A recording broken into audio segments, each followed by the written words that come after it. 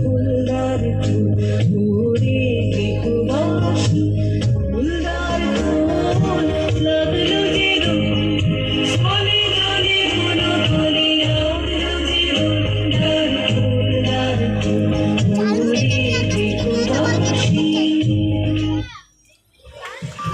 খুব সুন্দর নৃত্য পরিবেশন করলো অনুপ্রভা সরকার।